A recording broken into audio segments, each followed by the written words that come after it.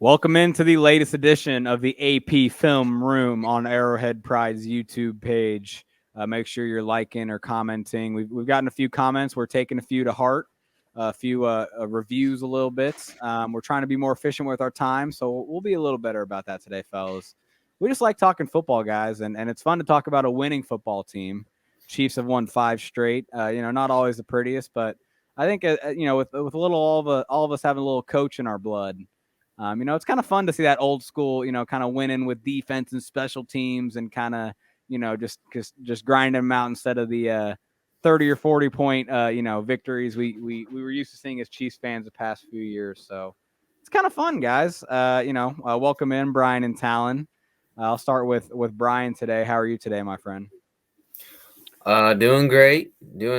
And, it's funny you say that because we hadn't talked about it off of the cuff as far as enjoying kind of the way these games are playing out. And it is somewhat of a breath of fresh air, but not something that I don't think we want to hold on to as far as the offense looking a little bit out of sync.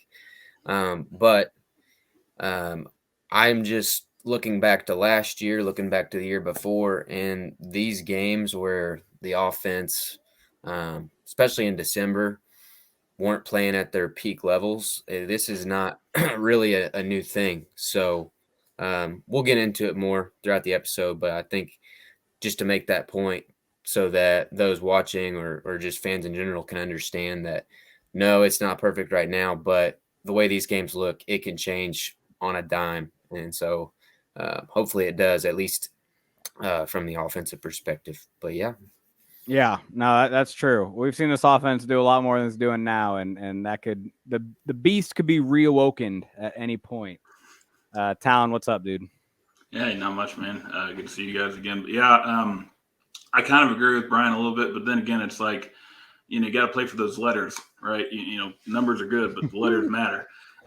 So at the end of the day, W is a W, and that's what I'm happy about. But yeah, there are still problems, right? There are still problems to be addressed and issues to be corrected. But hey, man, if there's problems and they're winning at the end of the day, as soon as those problems get fixed, it should be gravy, right? So, but yeah, hopefully everything just keeps on the right course and playoffs come, and who knows what happens then.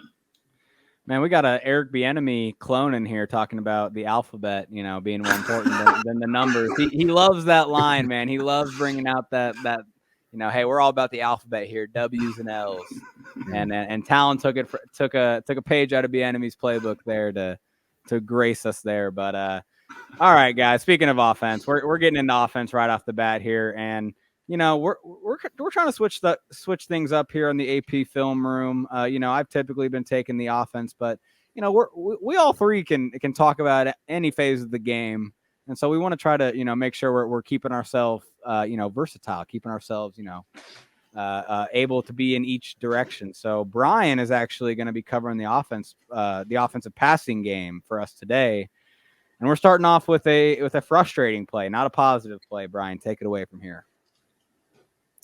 Yeah, this is the big Byron Pringle drop, not his only drop of the night, but the one that people, I would assume, remember most.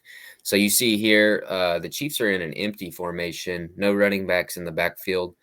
I really like this. I think, especially if Mahomes needs to get into like a comfort zone, this is something that he's used to. He's done it all the way back in college and high school, and he just seems to read the field really, really well.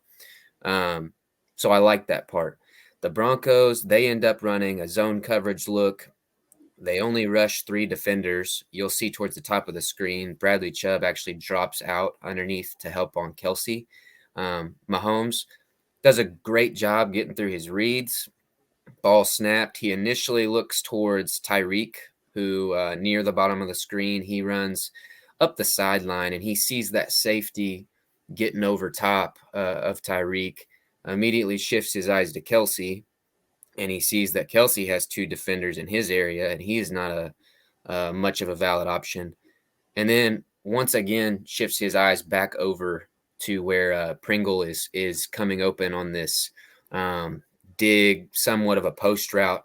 You see there the linebacker does a great job of being physical with Pringle and widening him into his route, but it's not enough to where the corner there in the nickel area starts out lined up over Hill.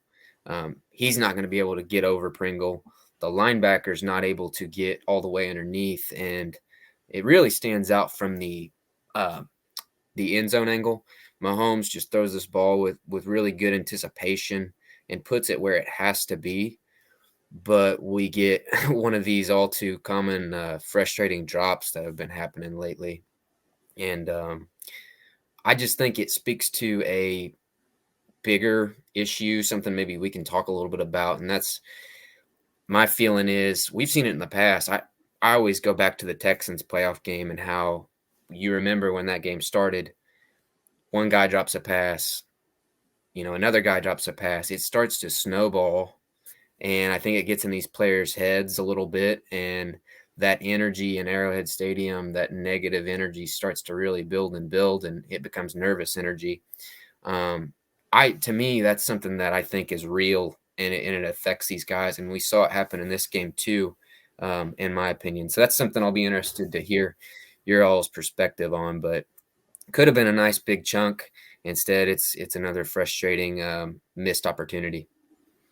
Yeah, Talon, I want your opinion on, like I said, we try to take kind of maybe a coach's perspective here with guys dropping passes. And you're right, Brian, it's been a huge thing all year. Like, what do you guys, and like I said, I'll start with Talon, but what do you think about, what do you say to players? What do you say to an offense? What do you say to talented players like Travis Kelce, Tyreek Hill, and Pringle's made some plays himself.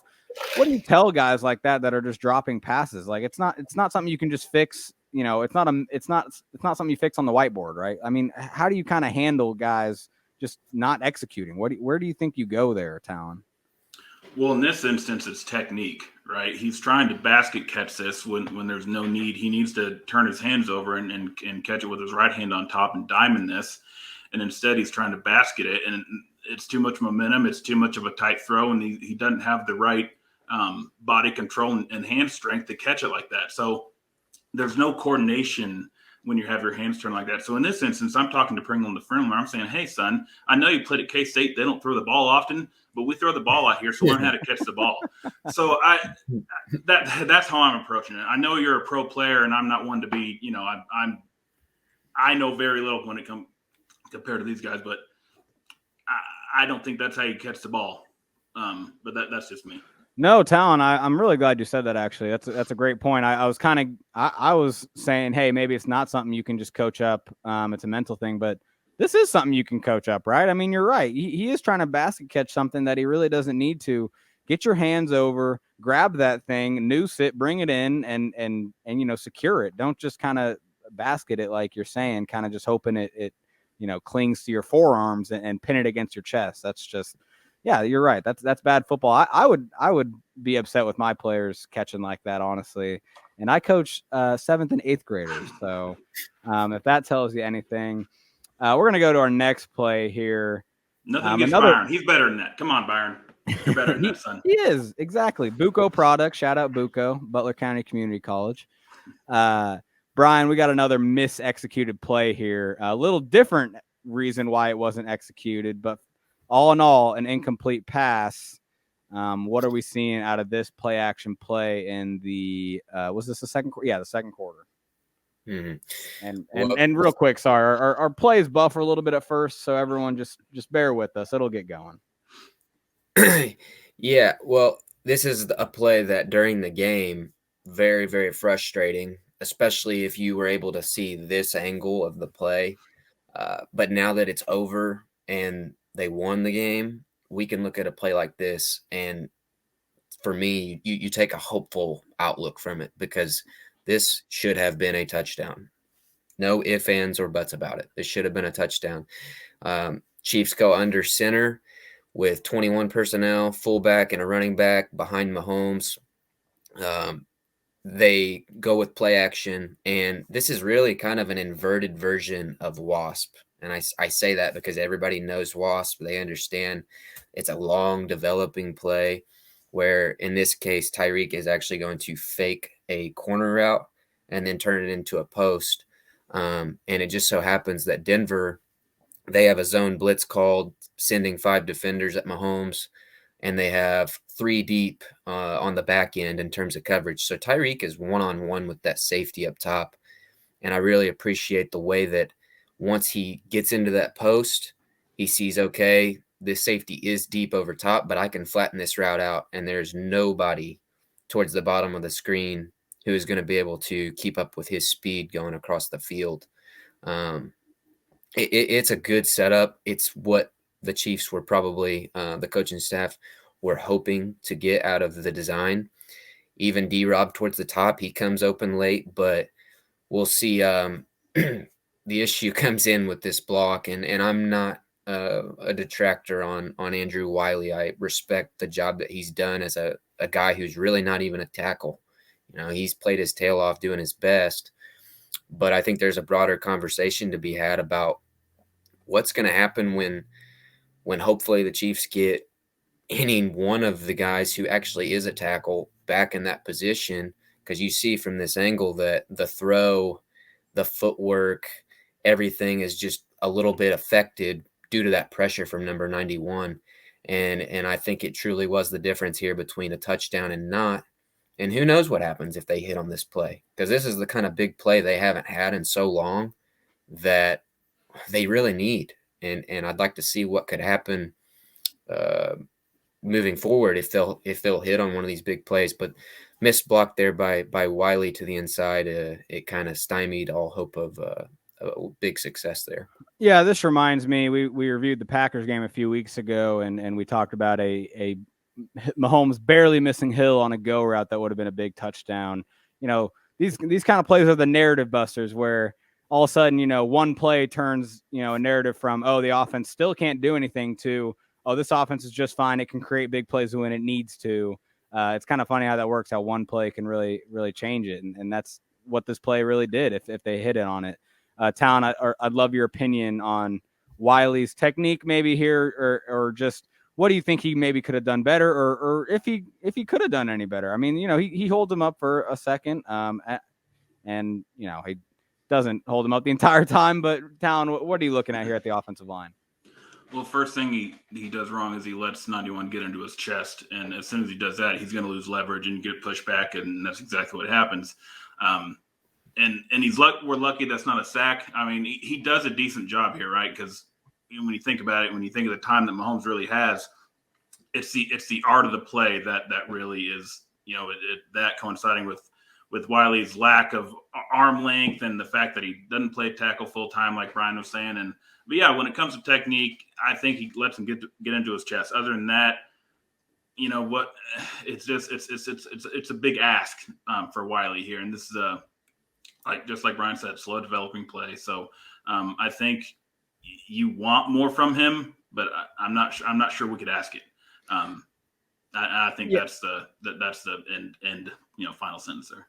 Yeah, no, exactly. I think you said it right there. I mean, I don't know how much you can ask for a guy to be blocking this long, on the island he's on, as a guy that doesn't usually play tackle. Shout out Darrell Williams, picking up that blitz maybe pretty good. Wasn't the hardest blitz to pick up in the world or anything, but it's always good to see some backs getting in on the run, or the pass blocking, I should say. Bryan, we got one more play from you. We got Clyde making a catch finally. Finally, Clyde getting involved in the passing game. And this was actually, not just Mahomes dumping it off. This was actually a designed pass play a little bit, a designed route, I should say. He may not have been the primary target, but I'll let you talk about that, Bryan. We got a pass to Clyde here. No, you said it. That's why I picked this play, because it is something that I think we had in mind when Clyde got brought in. This is the type of stuff we wanted to see more of. We just really haven't. They go again with an empty formation. Pretty unique motion there. Like, I don't recall seeing this very much from the Chiefs, just in general, or a lot of teams.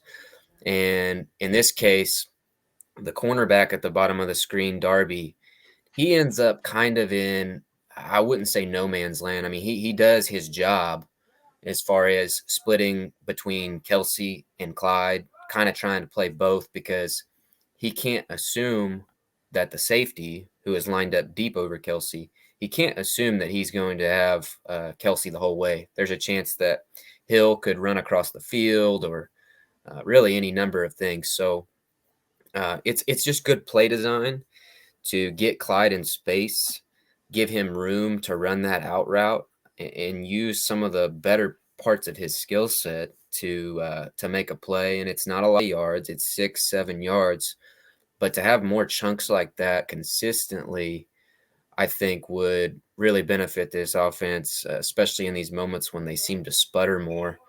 And who knows, there's going to be times too where he makes this catch and he makes the first guy miss and it's a 10, 15, 20-yard gain. So I just hope we really see more of this sort of thing, because up until this point, it's just mostly been a lot of check down opportunities, the occasional screen pass. This, to me, looks like a play where they drew it up to get the ball in Clyde's hands as a receiver. Yeah, exactly. You mentioned the unique motion. That's a really cool way to kind of catch the defense off guard. So you see offenses all the time starting empty and then motion the running back in, and all of a sudden they have a running back in. It was never empty, right? It was just kind of it's just a way for offenses to kind of check how the defense is playing them, whether it's man coverage or not. Well, the defense, hey, they see Clyde going in the motion. Oh, hey, he's just going in the backfield. We have a second to maybe reset and see what's going on. Oh, all of a sudden it snapped and the ball's gone. And you can kind of see, the guy covering Clyde initially, kind of be alerted or surprised by the snap a little bit. This is just a smash concept, right? Where you got the flag and the out and you're putting that cornerback in a bind, as you mentioned, Brian. It's just a cool way to get there. It really is. And this is Andy just I think putting his feelers out there a little bit in terms of, all right, now defenses have to always account for these kind of motions. They can never take a mental break as they see Clyde going back there. Now they have to be ready at every second, even if Clyde's going in motion. So I thought that was pretty cool. It's an Andy wrinkle. Talon, you got anything to add to this play particularly? I just think we're probably going to see more design plays like this to the running backs. We've seen what Darryl can do. We've seen what Clyde can do now a little bit. And when the running backs have good receiving days, it seems like the offense is clicking pretty good. So, if the receivers, if Byron and DeMarcus and McCole keep, being untrustworthy, we might see the offense finally going to the running backs and seeing some big plays there.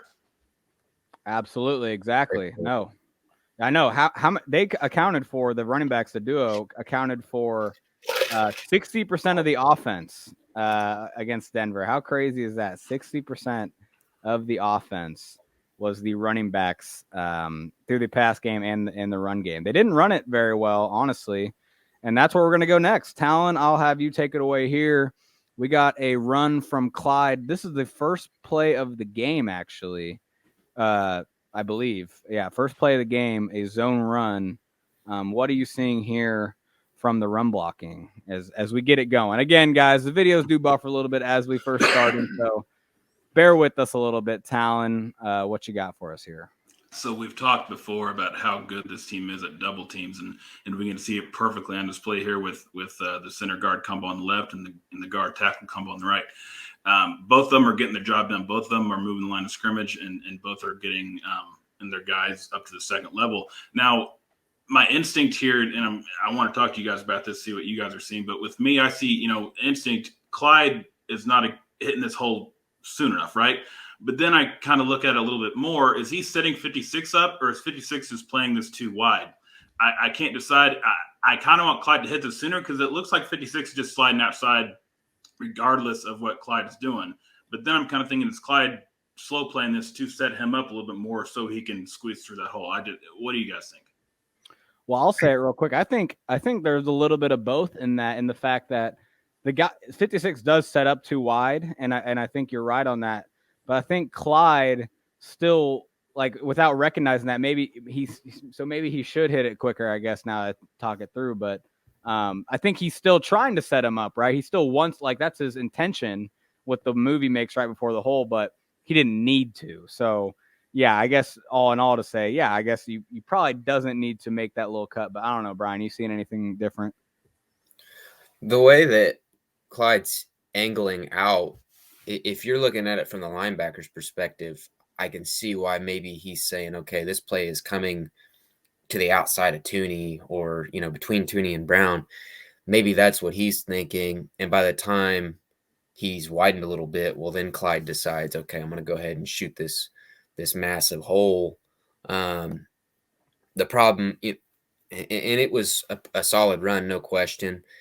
And I think that it also speaks to one of the issues in Clyde's game is just that inability to create yards with his lack of size and power.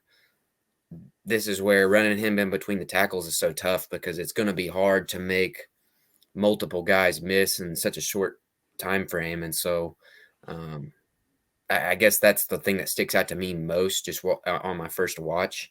But I think you're hitting the point right there, Ron, where it is a little bit of both. I can see why the linebacker widens. I can see why Clyde is perhaps a little bit late to commit, but it was a good, solid run overall. Yeah, I'm glad you mentioned kind of his size. I think he is a pretty good in between the tackle runner, just like in terms of he knows how to do it. But I do feel like this play is a good example of the fact that he doesn't really break through arm tackles very well. At the end, especially, I should say. I know the video is kind of jumping around a little bit, but it just, other running backs maybe just, swipe 56 off and keep running maybe a little bit. Clyde's more susceptible.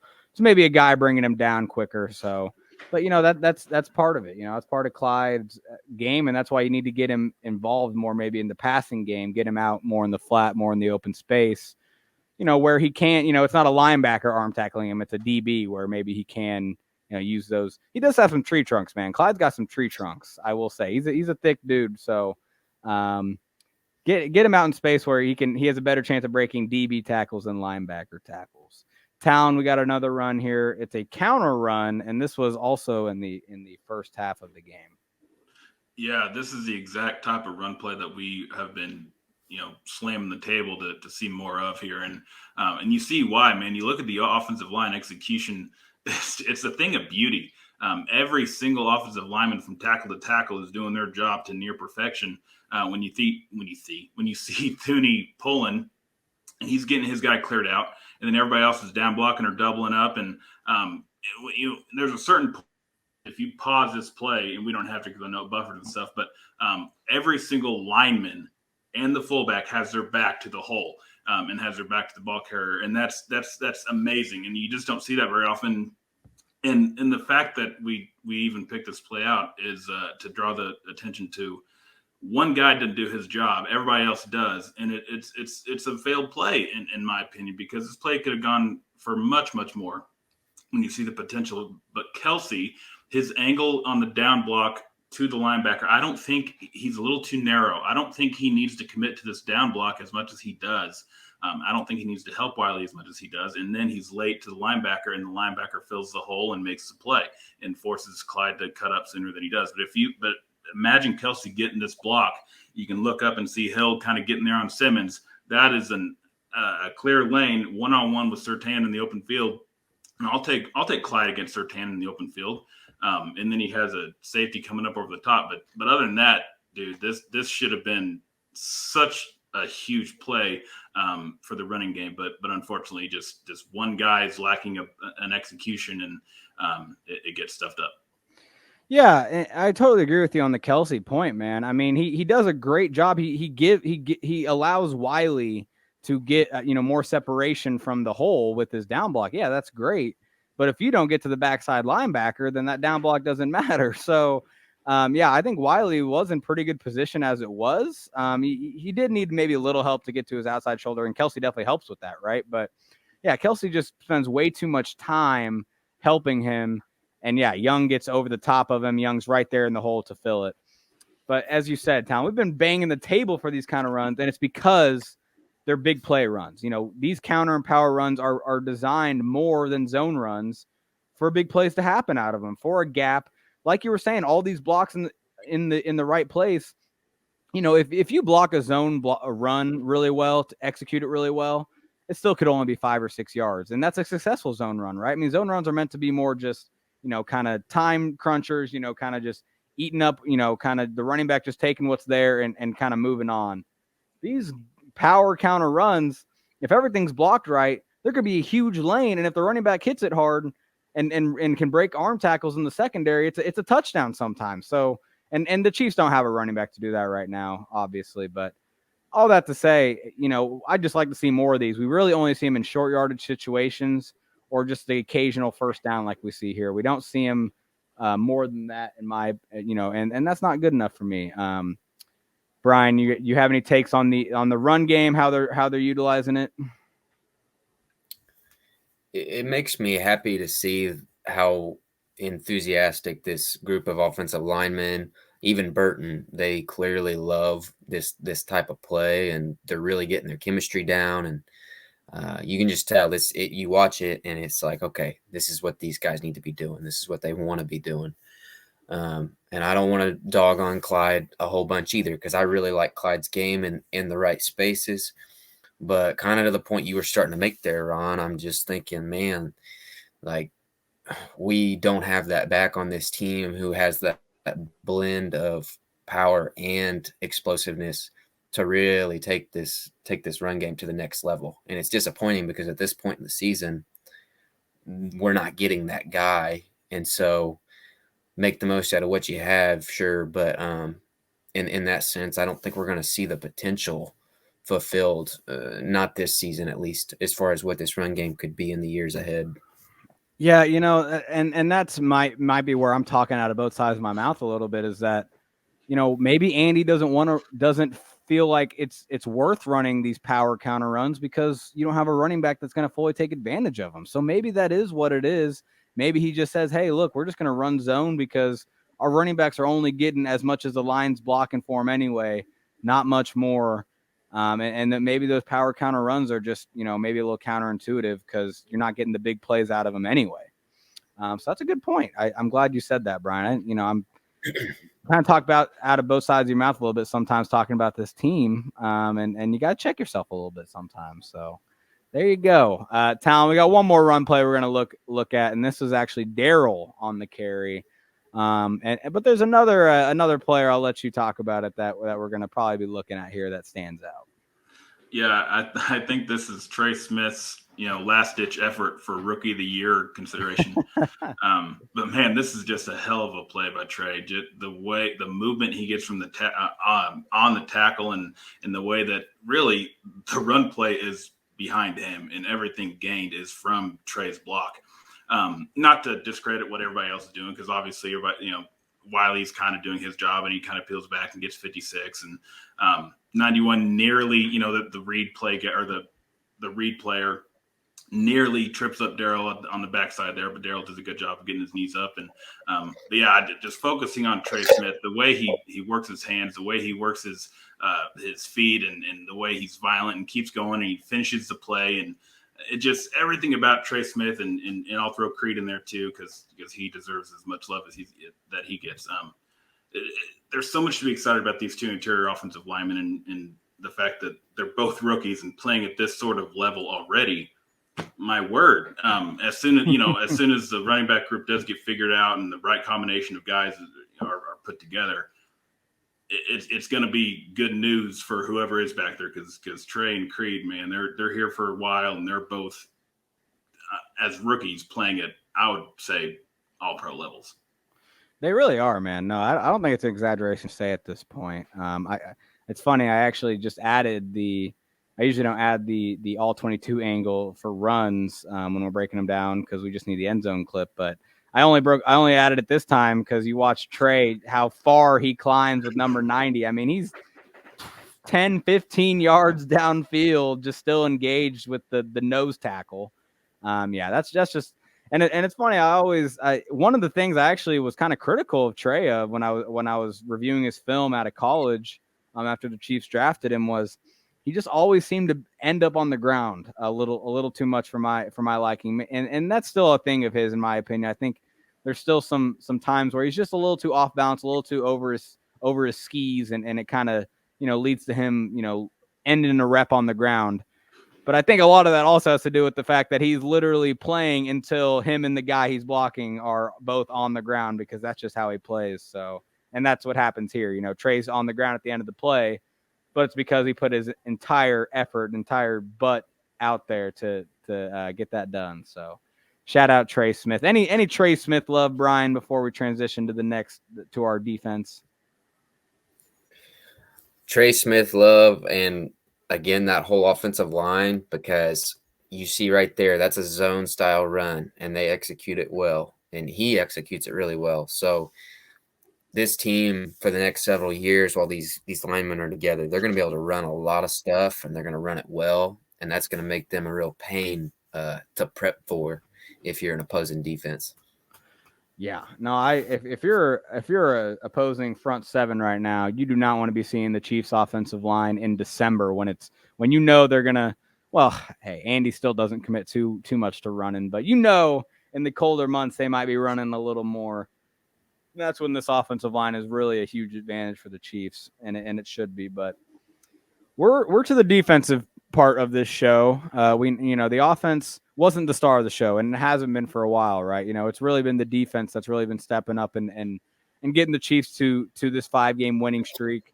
Not allowing over 17 points in 5 games straight, and then that actually stretches 6 of 7 games as well if you go back a few more. So this defense is just playing super well, and one of the main reasons, guys, has been the third down defense. It's incredible. They're now all of a sudden top 10 for the entire season in third down conversion percentage allowed. At one point in the season, they were as bad as it gets in terms of any defensive statistic. And now they're top 10 in that third down category. They're actually the number 1 third down defense in this 5-game stretch. No team is more successful. They have the lowest EPA per play on dropbacks on third downs, allowed in this win streak out of all teams in the NFL. And that includes a team like the New England Patriots, who are playing really good football, other good defenses. This team's playing really well, and this third down D is the main thing. And it started hot. It's funny. We talk about opening scripts, like Andy Reid's opening script. How about Steve Spagnuolo's little opening? You can call it a script too, I guess. He goes first third down of the game is right here, and it's going to end up in a cover 0 blitz. I'll spoil it for you, but that's not what it looks like right here, right? It looks like, hey, we'll play a little maybe 2-man, press man 2 with cover 2 over the top. Have those safeties over the top with your man coverage, with your cornerbacks, and then you see a tight end to the left. That's Willie Gay over him. And so that's what it looks like they're gonna go with. They're in their nickel personnel. It's a 3rd and 1. I should mention how what the stick situation is, because that does factor into the play call here. But it just looks like a regular, hey, we'll just go cover 2-man, press because it's 3rd and 2. However, right before the snap, you see they send a few guys, and all of a sudden turns into cover 0 with check, no safety over the top. 4 guys in man coverage with no other help. Everyone else is getting after the quarterback. That is what I like to call risky football, aggressive football. You saw Spags do it a couple times against Dak Prescott, which was very scary. Against Teddy Bridgewater, it's not as scary, I will say. It's not as frightening, but so this is how the play broke down itself. So you see Willie Gay, I mentioned. You see Snead over the slot. Those two look like they're going to be covering their guys that they're over, right? Well, those two go, and that's where Matthew and Thornhill come in and pick those guys up right off the snap. As soon as that snap goes, they come up to pick those guys up in man coverage. Now, I will say I really like Tyrann Mathieu's instincts here, and I'll show it at the end zone angle. How he comes up and he knows it's 3rd and 1, right? So you got to play aggressive in this coverage, man. Look where his head's at as soon as he gets in contact with a man coverage defender. You're told, hey, you keep your eyes on the man. That's all you really worry about, right? Especially right at the snap. But Tyrann's a playmaker, and he knows this ball needs to get out lickety split, and he knows if Teddy wants to get it to the tight end real quick, he'll throw it right then, and Tyrann's going to have a pick if he does. So this is Tyrann, knowing that the throw is going to be out quick if the throw's out at all, which it doesn't get out here, obviously. Knowing that if that ball's thrown, he has a chance to jump in front of it and get a pick. Now, I say that because I actually don't think Thornhill did that very well in his assignment. He comes up and actually gives Judy a little too much cushion. Now, Judy's already at the 1st down marker. So even if Thornhill drives and tackles him right here, it's a 1st down. I mean, it's you got to play a little tighter to him. I know Judy and a tight end are different, right? I mean, Judy's a lot quicker. Judy's gonna shake you a little more than a tight end could. So I get why Thornhill's playing a little more conservatively.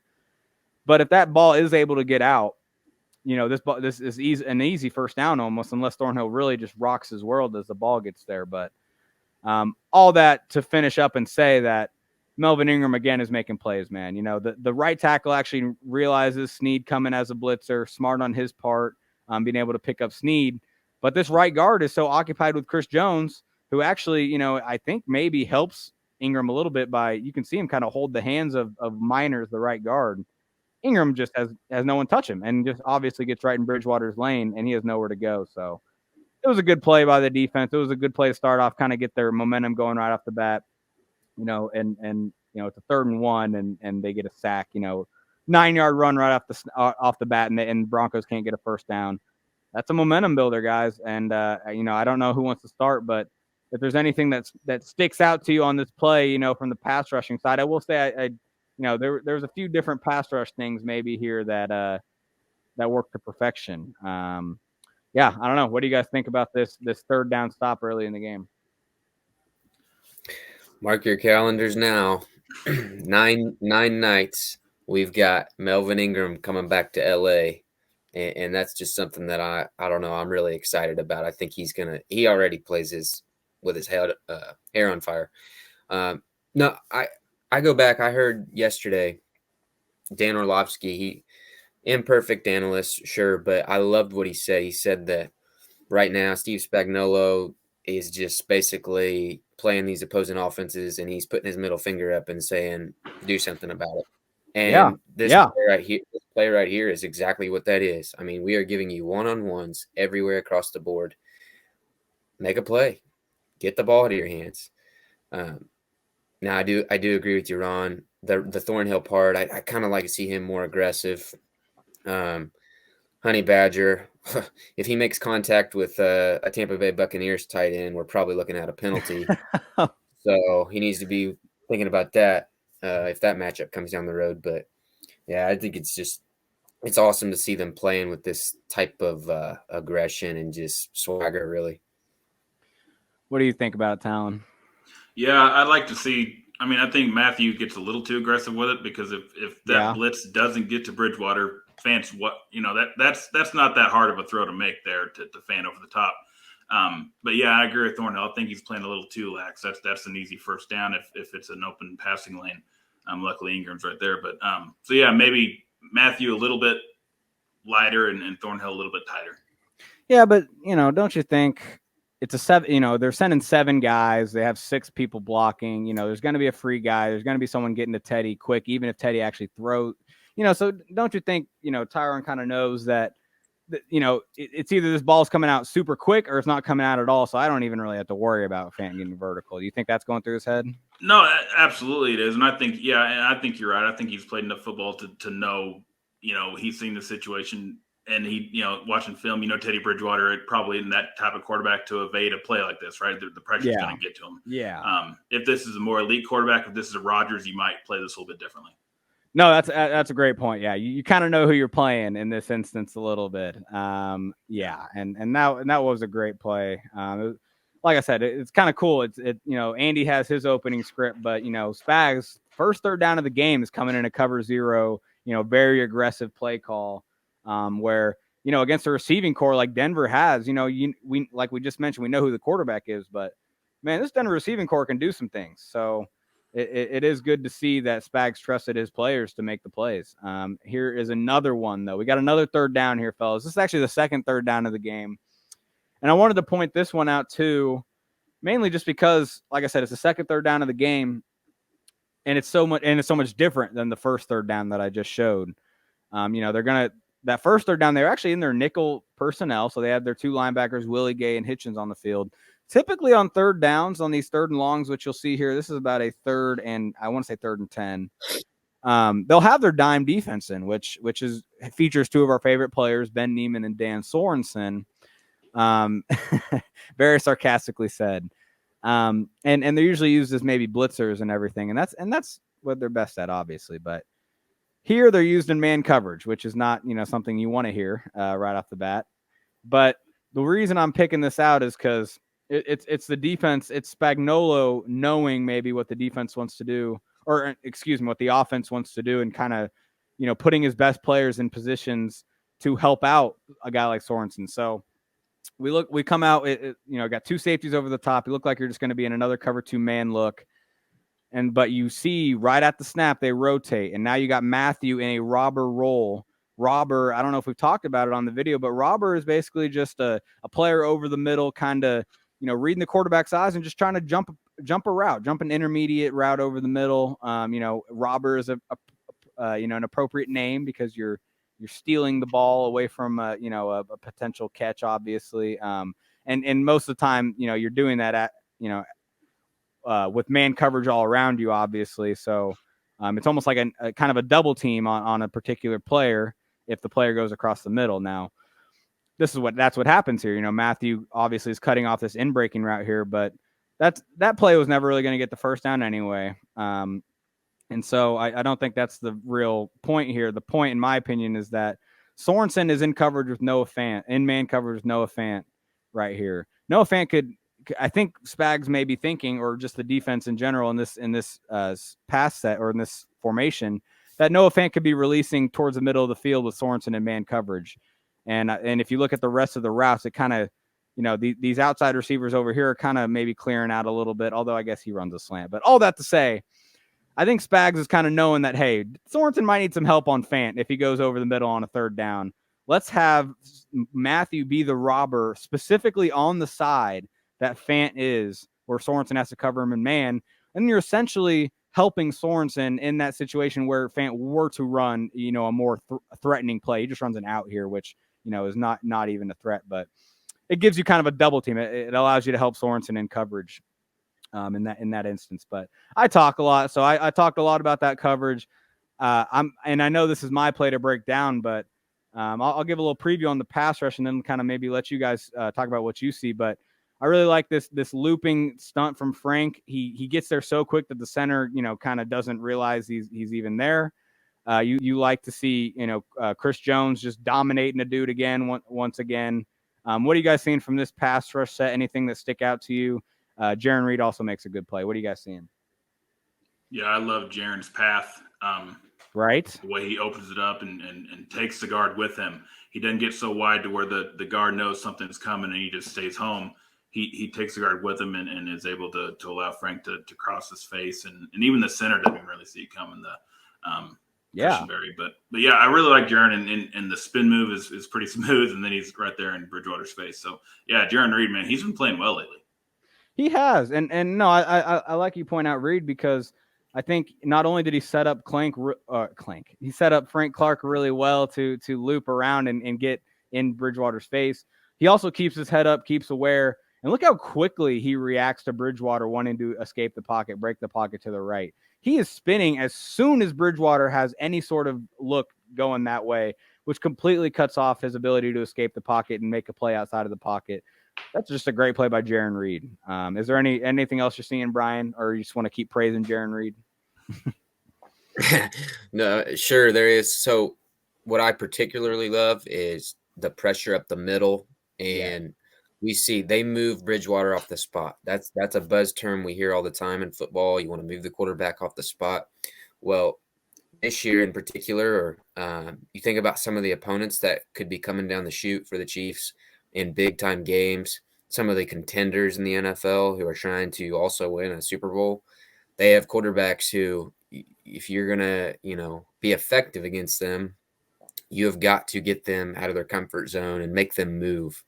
And this stunt is effective in doing that. And you can see a guy like Bridgewater, he's not in his comfort zone throwing on the run. So hope they can continue to be creative and make stuff like that happen. Yeah, no, you're right. Bridgewater is not comfortable and running, throwing on the run. And that's why the Chiefs defense was able to shut him down just in general. Bridgewater is not a very good quarterback. I mean, I'm just going to be honest. And it kind of is proven by the fact that they have a pretty good running game. They got some damn good receivers, and they're still not able to do much offensively. Although, they've had their games this year. That's the thing. I mean, I hate to discredit the Chiefs defense because they've had, the Broncos offense has put up some points this year at times. And I think, the Chiefs defense just shut them down again. And here's another example. Our last play of the night or the day, whenever you're listening, appreciate you guys watching. And we got a treat because I actually ended on this one for a reason. Remember last play, I was kind of showing you guys how they, the pre-snap, they get into cover 2-man look. All of a sudden, Thornhill goes back into a deep safety role in that cover, over the top in a cover 1. And then we have, Matthew be the robber and kind of take away an intermediate route. Well, looky here. All of a sudden, we see the exact opposite happen in terms of same look pre-snap, but it's Matthew dropping back into a deep safety look with Thornhill dropping into a robber role. And the reason that's significant is that I really don't think they trust Thornhill a lot to do this. I think it's usually Matthew that is the robber. I think usually when they want to do these plays where they have, one safety go into a deep look and the other be a robber, it's Matthew that's reading the quarterback's eyes and making a play in the intermediate level because that's what he's good at, right? We've seen him have so many interceptions where he's just reading the quarterback's eyes, jumps in front of a route and makes a play. Well, now they're trusting Thornhill to do it. And I think that's exactly why you see a pass go right to him and like Bridgewater's almost trying to throw to him. And I think that's why is because I don't think Bridgewater expects the Chiefs to use Thornhill in that role. I think he sees Matthew drop back into a deep coverage. And you can see that with his eyes, actually. Let's go to the end zone angle to get a better look at that. But you see his eyes off the play action, goes immediately to the left more, sees that Matthew is dropping back into a deep role. Now, hey, Matthew's in a middle field coverage role. So, as a quarterback, you might be able to identify that and say, oh, they're only in one high. There's only one safety. So maybe I should look out for a robber. But I think what really happens here is he sees Matthew drop back and he, without looking at the other side of the field, before he throws, I think he just assumes it's cover 2 because they're not going to have Thornhill in a robber role. They do, and it goes right to him because that's what the robber role is about. They're taking away intermediate passes over the middle, and that's exactly where Thornhill's sitting to take that away. And the last thing I'll say before I give it to you for your guys' opinions on this is the fact that it's just like how we were talking about Noah Fant, needing a little help with Sorensen on him. Travarius Ward doesn't necessarily need the help, but Jerry Jeudy's a playmaker and a guy that they're going to be wanting to get the ball over the middle. You see, that's why maybe Thornhill is on that side, starting off that side and kind of being under Judy's route and not maybe under the route on the right side of the formation. So, or the left side of the offensive formation, excuse me. So it's just to me, and I talked about this on our podcast, Out of Structure. It does feel like, kind of a stepping stone for Thornhill, the coaching staff trusting him to play in a bigger role more. And that's a good sign for a young safety moving forward. And he takes guys on this big interception. I can't remember the last time Juan Thornhill got an interception. I feel like it's been a while. Yeah. He hadn't had one yet this year, right? He didn't have one in his return game? I don't think so. Bad radio, no, I don't think so. No, I think you're right. But no, seeing Thornhill play, Thornhill playing at a high level just elevates the defense so much. And it's not just him, but he really elevates the secondary because obviously he's an upgrade from Sorensen. But he is a very instinctual football player, and he does a great job on the back end when he's on the field. Yeah, Brian, what do you think about Thornhill's play here or just his individual play in general? You said it when you mentioned this was a building block type of play for him because he was doing the stuff where like his name wasn't getting called, which means he's not giving up plays, just as the whole defense hasn't been. Now he's making some plays, and I love to see that they're letting him do things like this because when both those safeties are unpredictable in what they do, yes, I think that the defense is that much better. So I look forward to seeing more of it, and so that's great for Juan. And then of course, special shout out to Hitchens for killing a guy on this play, or Lloyd Cushenberry. I can't get enough of that one, especially with it being the Broncos. Here it goes, right here, boom. Yeah, no, that's a flag you kind of you earn, but no, I'm glad you mentioned the return, Brian, and we'll close on this. Why do defensive backs? I know Juan Thornhill has been a receiver or a running back in his time. I know he knows how to run the ball in the open field. Maybe he's even been a punt returner. Look at that wall opening up for him on the sideline. If he just takes if he just runs north-south instead of trying to get east-west, you're never going to run around the entire offense and get down the other sideline, Juan. You got to know that. They have athletes that are fast. But if he would have just taken off, I got to find it again. If he would have just taken off, man, down that seam, right here. If he just follows Melvin, look at Melvin trying to lead him to the promised land. Melvin Ingram trying to lead him to victory. It looks like a wall on a punt return forming, and Juan just says, "Yeah, you know what? I'm gonna try to run into all these guys trying to tackle me."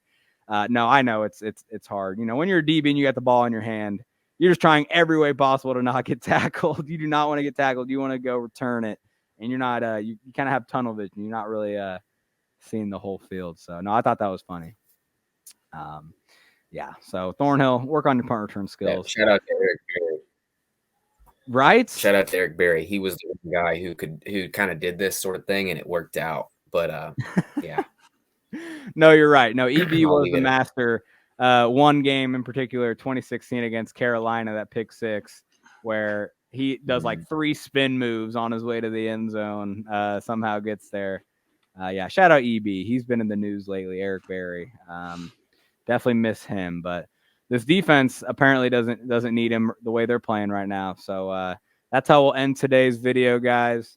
Appreciate you watching. We're trying to make it maybe a more condensed video. We're not babbling on as much, but we love babbling about football. So get over it if you're complaining about how long it is. No, we'll try to keep continuing to get better. It's still new, guys. We're still new at this. We're still trying to get our flow down.